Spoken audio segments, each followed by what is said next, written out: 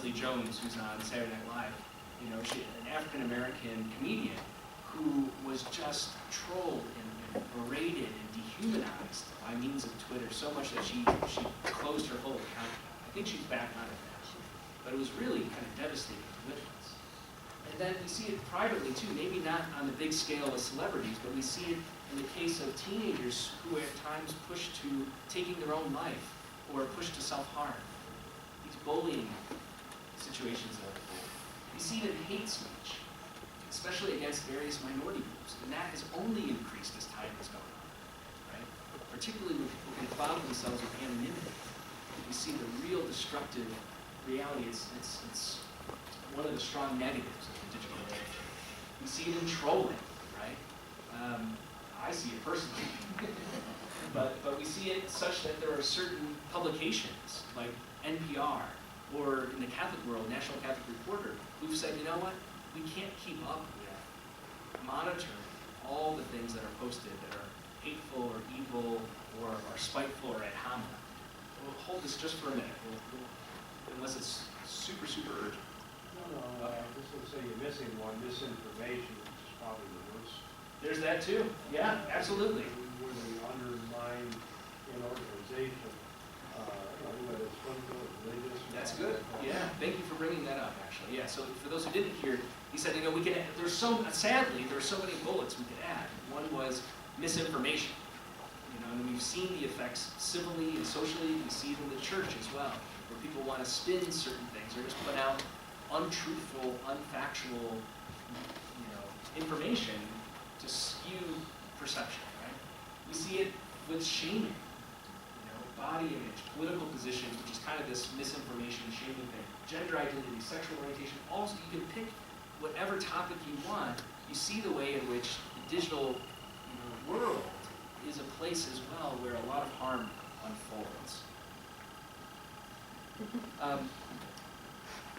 Very sadly, this is a part of the Catholic community online as well.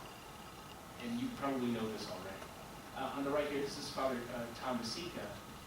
He is the president of the Salt and Light Network, which some of you may be familiar with. It's the cable Catholic news network in Canada. And they also do a lot of documentary work and that kind of stuff, so you might have some of their DVDs. But for a long time, he was the assistant director of communications at the Vatican. So this is just a photo of him at a press conference. In May of 2016, he was awarded a Communicators Award from the Diocese of Brooklyn. And in it, he highlights some really striking things where he used this opportunity in his kind of acceptance speech, not only to praise the advances of communication in the Catholic communications world, but to highlight some real problems that we need to own. He says, for example, that sometimes Catholic conversations online are more culture of death than culture of life. There he's borrowing from St. John Paul II, that language of culture of life. He says, many of my non-Christian and non-believing friends have remarked to me that we Catholics have turned the internet into a cesspool of hatred, venom, and vitriol, all in the name of defending the faith. And this isn't some guy who's just arbitrarily coming up with these things. This is somebody who is deeply situated, has a great sense of the pulse of Catholic communications. He said, oftentimes the obsessed, scrupulous, self-appointed, nostalgia-hankering virtual guardians of faith or of liturgical practices are very disturbed, broken, and angry individuals who never found a platform or pulpit in real life and so resort to the internet and become trolling pontiffs and holy executioners. He's got a way with words. The internet, he also adds, can be an international weapon of mass destruction, crossing time zones, borders, and space. He also described it as an immense battleground that needs many field hospitals, again borrowing from Pope Francis's language of where the church needs to be, right? In the field with people who are suffering, who are wounded, who are hurt. It needs many field hospitals to bind its wounds and reconcile warring parties. These are just some highlights. You could Google this, his remarks, and find his whole address. But I think he summarizes well some of those key things. Now what does this Franciscan tradition have to do in light of these realities? Well, one thing is that Francis of Assisi writes time and again in his own writings and his own spiritual reflections and his rules and way of life, that those who desire to live the gospel and follow Christ are to be peacemakers in the world. Now, I have to do what is one of my favorite activities, but also turns out to be one of many of my audience's least favorite activities, which is when I do the live version of that TV show Mythbusters. I call it Franciscan Mythbusters, which is when you hear the peace prayer of St. Francis, what do you think of?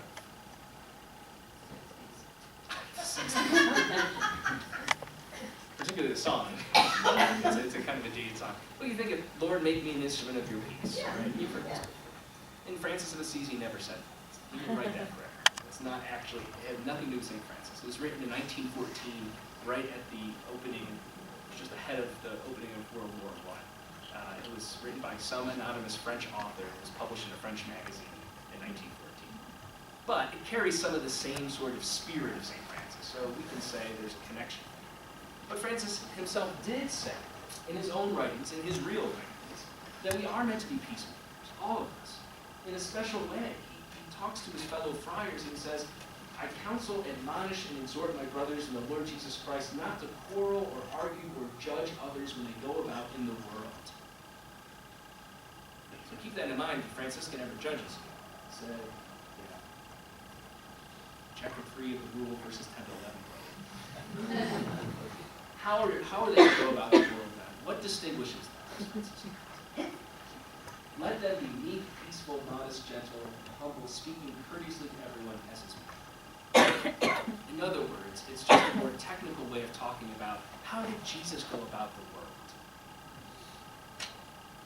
It's not that Jesus was everybody's okay.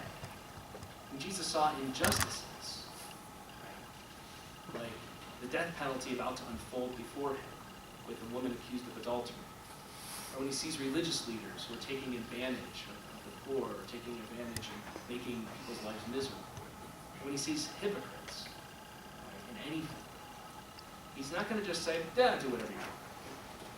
Jesus was not a libertarian. Jesus, however, was somebody who, through love, through engagement, through relationship, through what? Meekness, peacefulness, modesty, gentleness, humility, called people to change their lives.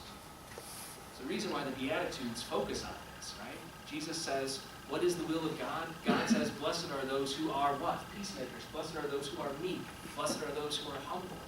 Blessed are those who are persecuted. Why? Not because they didn't get their way or because they're troublemakers, but they're persecuted because you're doing what God has called you to do. You're living like me. You're persecuted for my name's sake. Yours is the kingdom. We see this as well in some of Francis of Assisi's other most famous writings, the Canticle of the Creatures. He did actually write that, by the way. People are like, I'm getting very nervous. But it's interesting that the Canticle of the Creatures, for the first 9 verses, focuses on non-human creation. The bulk of that beautiful, beautiful poem is about non-human creatures. Aspects and elements of creation that have nothing to do with us. And he's giving praise to God, and he's also giving praise for the activity of the different creatures. So he says, praise be you, my Lord, through Sir Brother Sun, who gives us the day, who shines his rays, who provides us with warmth. Praise be you, my Lord, through our sister water, who is chaste and pure and nourishing. Praise be you, my Lord, through our sister Mother Earth, who provides all these herbs and greenery and plant life, who sustains us. What Francis does in that canticle is says, not only thank you, God, for these things, but the technical Italian phrasing, this is this early Umbrian dialect. Francis was the first kind of vernacular poet in Italian. You can draw a straight line from Francis of Assisi to Dante Alighieri. It's really, really quite striking. But the construction there, the way he says per, through, for, is to say that these various aspects of creation are praising you, my Lord. And the question is how? The sun gives praise to you, my Lord, when it shines its rays. And water gives praise to you, my Lord, when it nourishes us. And Mother Earth, our sister, gives praise to you how? When it sustains us. So then he gets down to verse 10, and he's like, humans show up again. And how do we humans give praise to God? And Francis says, when we're peacemakers, reconcilers, lovers, those who bear tribulation with patience. That's when we are being most fully human, being what God created us to be. That's how we praise God. We see this as well in another writing of his. He says, those people are truly peacemakers who, regardless of what they suffer in this world, preserve peace of spirit and body out of love for our Lord Jesus Christ. Peacemakers, peacemakers, peacemakers. We're called to renounce that temptation to make it about us, to have the last word, to make it about our own self-interest, but instead try as best we can to be people who promote peace, humility, reconciliation, and relationship in the same way that Jesus did. So in this way, when it comes to that digital continent, when it comes to social media, when it comes to the internet, now we're getting a bit of a yellow light here. Like, well, let's slow down for a second. Yes, we should go out into that digital continent. That's the green light, because we are evangelical and missionary people. But the caution is, well, wait a minute, how are we going to go about being in that space, relating to one another? Does that make sense? Now let's take a look at this third thing, what I would call maybe a red light. A kind of, whoa, let's take a step back. Beyond the caution about how to go about the digital world, this yellow light, I think the Franciscan tradition offers us a warning about the dangers we don't often consider. Dangers that arise from an increasingly technocratic society. Dangers that many of us experience to greater or lesser degrees every day. Some of the more kind of overt, direct experiences are things like internet addiction. I think now it's become so cliche that everyone's like, I'm so addicted to my phone. Yeah, are you? That might be a problem. And it's become so commonplace that we don't even know anymore, right? How would you even know? Because everybody else around us is doing it. Depression. Have you found yourself kind of spaced out sometimes, just scrolling through something? Instagram, Twitter, or whatever, and then you're like, oh my God, I lost track of time.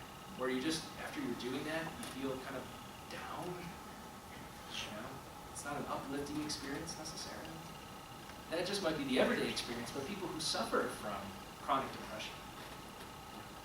The digital continent can also pose more serious challenges, might heighten some of the symptoms, might some of the causes of that experience. Isolationism. You know, those of you who have teenagers or who are recently teenagers, you know, my guess is that it's only gotten worse when people lock themselves in their rooms, you know, whether it's video games or whatever. I'm the oldest of 4 boys. I had 3 younger brothers. I still have 3 younger brothers. That's awkward. My youngest is actually 13 years younger than me, my youngest brother. And so there's quite a gap between us. His experience of growing up is very different than mine. Back in my day, we didn't have computers. I mean, literally, we did. The first computer we got was when I was in high school. And there was no internet. We didn't have that. First internet my parents got was AOL dial-up when I was in college. You know, it's just, I didn't have a cell phone. That wasn't a thing. If we wanted to look something up, you had to actually use a book. And so, I know, I look really young, but I promise you, I'm not that young. Meanwhile, my younger brother Ryan, he only knows a digital. His experiences as a digital native, he's always had something. He's always had access to it. And so, you know, the temptation to be isolated, to stay indoors, to focus on your screens is only going to get worse, it seems. It leads to this very technical theological term, what I call neo-Manichaeism. You all know what I mean. This is one of these water cooler words you get to use on Monday. When you show up. People are like, oh, how was that diocesan conference? You're like, oh, you know, we just talked about everyday things like neo-Manichaeism. You sound very impressive, very smart. What does that really mean? Well, let me break it down. Basically, this idea is that Manichaeism can be summarized this way. In the 4th century, when it kind of first appeared, kind of as a philosophy of this thinker Mani, was his name. This idea that what's really important is our intellect, is our soul, is our mind. That the physical world is actually kind of like a punishment, that we're like entrapped souls. Now, a lot of Catholic Christians kind of operate this way. This is why I say neo-Manichaeism, because it appeared in a very overt way in the 4th century, and the church kind of shot it down. St. Augustine of Hippo was one of the biggest to kind of make it clear this is not what we mean by Christianity. Nevertheless, it always creeps up. It creeps up all the time. It crept up in the 13th century in St. Francis's time. I think one of the red flags in the digital age is it creeps up in our own time. It says that the human soul is all that really matters, that the human body is imperfect, it's a temporary product of a bad demigod or demiurge. This idea that God didn't create the world, some kind of lower God did. It comes from Greek philosophy. And that, in the more Christianized version of this, it says that, yeah, God created this passing world, but what really matters is we need to get our spirits, our souls in the right place so that we can escape, kind of like pods that when we die, we shoot off to heaven, and we get to leave this crappy, terrible physical world behind. I know it feels that way at times. But this way of thinking, as I've said, has kind of ebbed and flowed throughout Christian history. It's always kind of been there. This discomfort we have of being in body, the fact that we get sick, and that we're weak, that we're uncomfortable, that we die. This isn't a new thing for us to be concerned about in the 21st century. But I think that in the digital age, this new form, Manichaeism is a heresy. This new form of heresy is really with us. In fact, Pope Francis dedicates half of a whole chapter of his latest document from last spring, his document on Rejoice and Be Glad. And so if you're taking the workshop tomorrow when I talk about Pope Francis's Guide to Holiness, we'll revisit Manichaeism, so stay tuned for that. But the Franciscan tradition challenges us and the church to be mindful of this danger. This is not what it means to be Christian. It's not what it means to be Catholic. St. Francis of Assisi, one of the things that was so important to his spirituality was the centrality of the incarnation. Oftentimes it gets reduced to, look at our little nativity set. You know who invented the first nativity set? Yeah, that's kind of true. That's not a myth busting, that's right. Although his original nativity set took place in the Italian town of Brescia.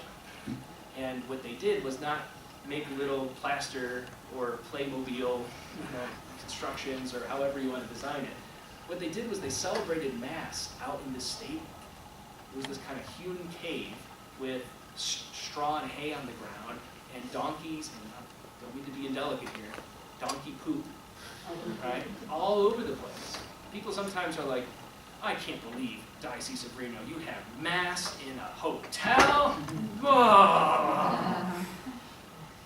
Well, what I would say is, St. Francis of Assisi and the bishop of that region and the local priest in Brescia had Mass surrounded by donkey poop. The point was, he wanted to say, here in the Eucharist, we receive the sacramental presence, this physical presence of Christ in this continual way. What was it like on that first incarnation when God first entered the world as one of us? What was that like? It was very humble. It was very smelly. It was very cold. It was very messy. It was what we call life. God entered into our mess, into our chaos. But furthermore, God entered into this creation that God made very good. We are so convinced at times, or like to convince ourselves, that this world is fleeting and passing and bad. But we're reminded in Genesis that when God finishes creating everything, God creates it very good. You've probably seen those bumper stickers, right? God doesn't make garbage, or something to that effect. I've seen those around, right? That's true. I kind of like that. And one of the things that's important about the Franciscan tradition is that emphasis that everything God brings into creation is created good. Even mosquitoes. I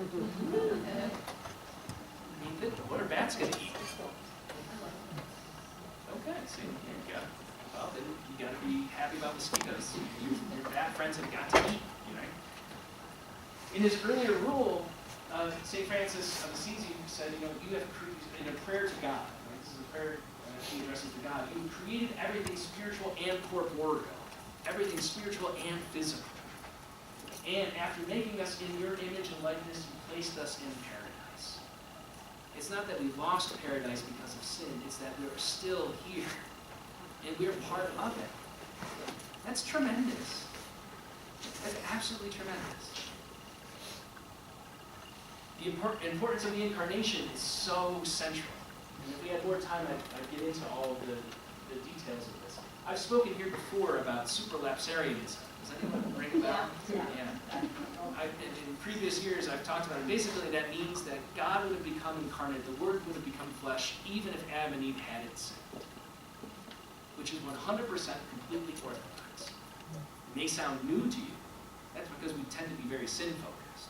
But there's no official church teaching that says that sin is the primary reason God became human. And a lot of Franciscan theologians and philosophers over 800 years have said, actually, no. The reason God became human is because God wanted to draw near to us, to enter into creation, to be one with us.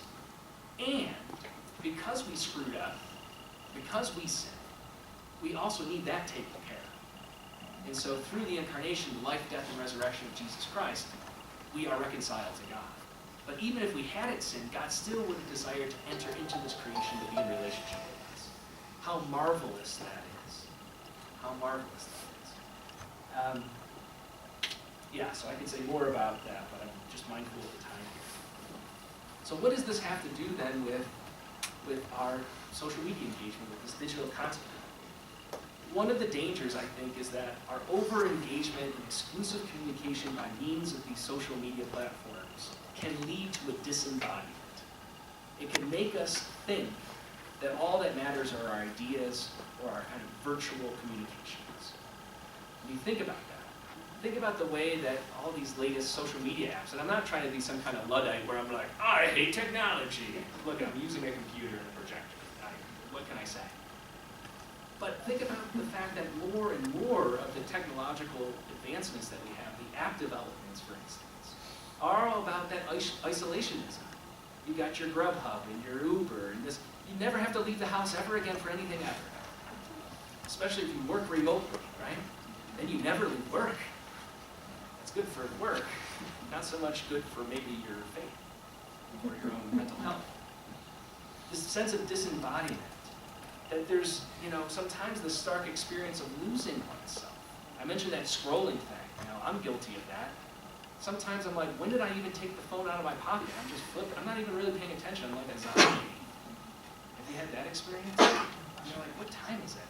Why am I still on this train? Where am I? Maybe you don't have that experience. I never really did. So one of the dangers is, not becoming a fully integrated person. And I think that's something we need to keep in mind. We see it in big and little ways. Fewer people are connected in real time and in real space.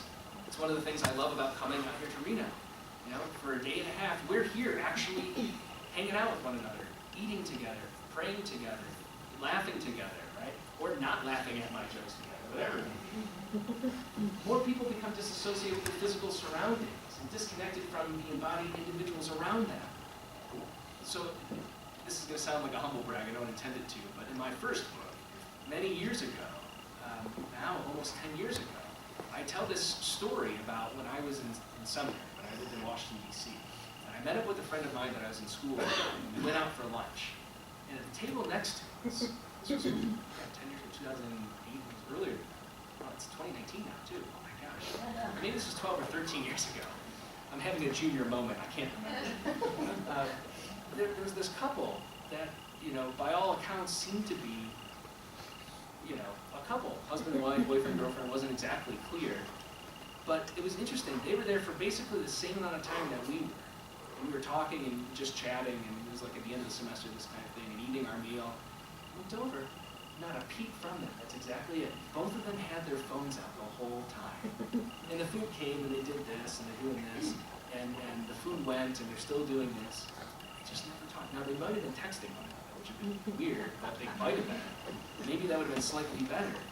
But the truth is, we know this. We are guilty of this sometimes, aren't we? And I feel comfortable saying we because I'm at this point, as I shared the story about my mom, that I'm like, I don't care how old or how young you are, I think this is the situation we find ourselves in. I think we routinely and obsessively check our iPhones, our Droids. I don't think BlackBerry exists anymore, but I throw it up there just in case. Our tablets, our Apple Watches, our smartwatches, whatever. I think we're also conditioned to capture an experience rather than live an experience. Right? I feel that tension myself. If something's going on, I'm at a concert, or I'm doing something, I'm going for a walk, or I'm I'm here in Reno, and I'm like, oh, the beautiful Nugget parking lot, or something like this. I gotta Instagram this right now, because now I've been here, I'm here, look. Instead of just taking it in. And I say this because I haven't perfected this. I'm just as guilty of this as the next person. We become trained to prioritize our thoughts, right? Our digital presence and footprints, an electronically mediated affect, right? Our likes, our smiles, our selfies, these kinds of things, right? Rather than our actual interaction and presence to the other. It even can devolve when we try to do good things from actually making the effort to change our society, our communities, our church for the good. You know, the best intentions sometimes lead to really inadequate or nonsensical results. And this is where the term slacktivism comes in. You may not have heard this term. I kind of like it, because it kind of says that, like, you can feel good about doing something if you just retweet this, you know. Somebody says, you know, I don't know, like, this particular law is unjust, you know, or, you know, good Catholic example is capital punishment, right? That we need to make sure that, you know, in every state, in the nation as a whole, capital punishment is abolished. That's part of the Catholic tradition.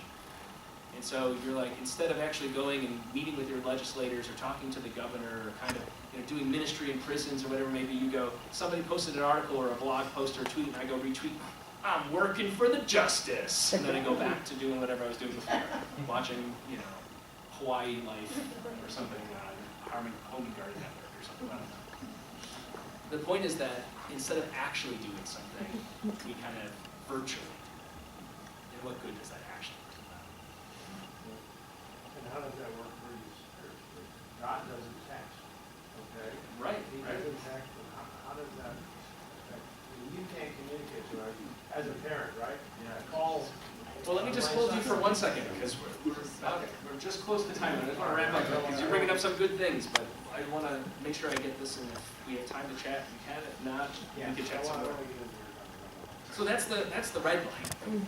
The stop is that the more disembodied we become, the more that we become kind of Manichaean in our own practices, challenges, I think, our faith, and our faith then challenges our practices.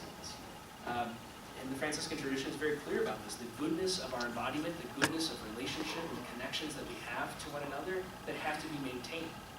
You know, as I like to say, you know, if Jesus were born in 1983 and were doing his ministry in the 2000s, would Jesus Facebook friend the disciples?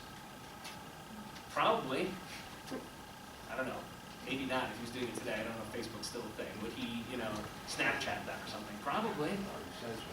But then he would invite them to come together in person. Right? We can't have a virtual liturgy, virtual mass, virtual Eucharist.